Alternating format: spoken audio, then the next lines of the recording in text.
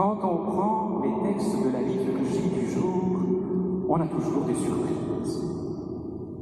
Si aucun d'entre vous ici présent n'est handicapé par une des tares que Jésus vient d'énumérer dans son évangile, il reste néanmoins que j'ai aujourd'hui voulu inviter des gens que l'on n'invite jamais. Vous, tout d'abord, chers paroissiens, que je fréquente cette année depuis 23 ans déjà, et que j'ai appris à connaître et à aimer, en accompagnant beaucoup dans les moments charnières de joie, de peine, dans des moments difficiles ou dans des occasions de réjouissance. Mais vous aussi, que j'ai connu hors paroisse, et que Dieu a placé sur mon chemin avec un dessein bien particulier.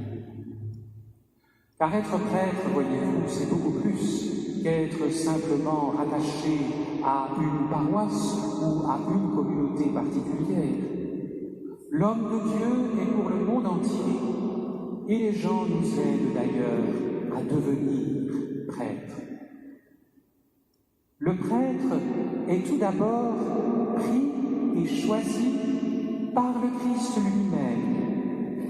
C'est une vocation que l'on ne s'attribue pas, mais qui survient. Chez les uns brusquement, chez d'autres après bien des années de prière et de réflexion. Une vocation unique et très particulière, où l'on se risque à une idée folle, mais qui est pleine de sens. Tout quitter, tout sacrifier, tout offrir pour le Christ et pour annoncer son évangile. Et cela non seulement dans un lieu ou une communauté particulière, mais partout où il nous enverra. Si une multinationale s'avérait exiger de ses employés qu'ils doivent en outre garder le célibat, on pourrait à juste titre se rebeller contre une décision aussi intrusive qu'inhumaine. Seul Dieu peut exiger de quelqu'un qu'il aille jusqu'à lui offrir sa sexualité et sa sensibilité, pour ses beaux yeux à lui, comme disait Monseigneur Léonard, notre ancien archevêque. On a en ce sens souvent dit que le célibat ecclésiastique était absurde, qu'il ne remontait qu'au Moyen-Âge, voire qu'il n'avait pas de sens. Mais frères et sœurs, le célibat ecclésiastique n'est pas une invention farfelue de l'un ou l'autre concile médiéval en vue de brider et de discipliner les prêtres pour en avoir davantage le contrôle. Le célibat ecclésiastique, c'est Jésus, qui déclare à Pierre, un homme marié entre parenthèses, qui déclare à André, Jacques, Jean, toi, abandonne tout, suis-moi. Car un vrai prêtre est configuré à Jésus, greffé à Jésus, collé à Jésus, marié à Jésus, scotché à Jésus, comme le diraient les jeunes dans leur langage si fleuri. C'est lui qu'il représente.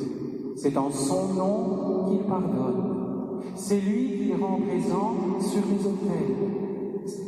C'est lui qui baptise à travers lui. Lui peut donc tout demander, tout exiger, car il est Dieu. Et ceux qui le représentent doivent donc aussi être entièrement malléables entre ses mains pour être transparents et le laisser transparaître. Être prêtre, vous le comprenez, ce n'est pas un métier comme on aurait un autre métier que l'on exercerait jusqu'à la pension. C'est être toujours, partout, tout le temps, un représentant de Dieu et le rendre présent sur les autels comme dans les cœurs. N'être à personne pour mieux être à tous. Comme beaucoup d'autres avant moi, j'ai ressenti cet appel très beau, mais aussi très exigeant parce qu'on est toujours en dessous de l'idéal. J'ai ressenti cet appel dès l'adolescence. À l'âge où d'autres remettaient tout en question ou se laissaient entraîner par des amourettes, j'étais de mon côté travaillé dans le secret de mon cœur par une autre remise en question et par un amour que je sentais immense. Un amour qui me rendait profondément heureux et me poussait à tout relativiser de ce que ce monde pouvait m'offrir pour ne trouver mon bonheur que dans ce qui ne peut offrir qu'une joie sincère et profonde parce qu'elle vient de celui qui est le seul vrai et ne décédera donc jamais. Ah, le beau jour de l'ordination, on s'en souvient comme le jour du mariage. Par ailleurs, il faisait d'ailleurs encore plus chaud qu'aujourd'hui ce jour-là pour ceux qui s'en rappellent. C'est comme si c'était hier, et ça passe tellement vite. C'est l'aboutissement de tout un cheminement de moments tendres, de découverte et de confirmation de ce que l'on éprouve pour une personne. Mais vous autres, qui pour la plupart ici êtes mariés, vous le savez aussi vous-même, une relation ne fait que commencer le jour du mariage. Et elle n'est jamais tout à fait comme on l'avait imaginé au départ. C'est chaque jour qu'il faut apprendre patiemment à se découvrir, s'accepter, se pardonner, pour mieux être fidèle à cette grande promesse que l'on s'est faite de s'être fidèle et de s'aimer le jour du mariage. Ça, c'est aimer. Le prêtre aussi doit continuellement travailler à sa relation avec Jésus. Si pour ma part, je peux honnêtement vous dire qu'au cours de toutes ces années, il n'y eut pas de crise majeure, il est vrai qu'il y eut aussi des moments plus difficiles, des tentations à tous les niveaux que vous ne soupçonniez pas, des tentations qui vous font croire ou imaginer à tort que ce sera mieux ailleurs ou avec quelqu'un pour faire comme tout le monde. Ah oui, croyez-moi, l'homme de Dieu ne plane jamais sur un petit nuage à jouir de l'amour de Dieu, mais il connaît parfois toutes les tentations de la chair et de l'esprit. Le seul remède, la seule potion magique consiste alors, pour le prêtre surtout, à avoir une vie de prière profonde et régulière. Seul un cœur à cœur quotidien avec Jésus permet de rester chaste et de retrouver la vraie raison de notre existence sacerdotale. La messe quotidienne où nous sommes nourris et unis au corps, à l'âme et à la divinité de Jésus, un peu comme un époux s'unit à son épouse, nous donne des forces. L'adoration eucharistique et la prière quotidienne du chapelet, couplées à la direction spirituelle et la confession mensuelle, sont des soutiens indéfectibles qui nous aident à toujours mieux redevenir des hommes mangés par Dieu, brûlés et marqués par lui, qui communiquent le feu sacré. C'était le chemin de beaucoup de prêtres que j'ai connus dans le passé, qui furent pour moi des exemples. C'était aussi celui des saints, et tout particulièrement de Saint Norbert, celui qui figure à l'entrée de notre Église parmi les saints évangélisateurs de la Belgique, et qui au XIIe siècle a fondé ce très bel ordre de Prémontré, dans lequel je suis entré, et qui a fait et continue de faire tant de bien dans nos régions, et tout particulièrement dans nos paroisses. Au milieu d'une époque où le célibat ecclésiastique était inconnu et bafoué par nombre de clercs, où l'on devenait prêtre avant tout pour obtenir titres et bénéfices et faire carrière, où l'on n'étudiait pas pour devenir prêtre, Saint Norbert voulait réformer l'Église en retournant aux origines de la première communauté de Jérusalem et aussi à cette communauté de clercs créée par le grand saint Augustin au IVe siècle en Afrique du Nord, où le clergé entoure son évêque en observant une règle et se sanctifie par l'observance d'une règle monastique.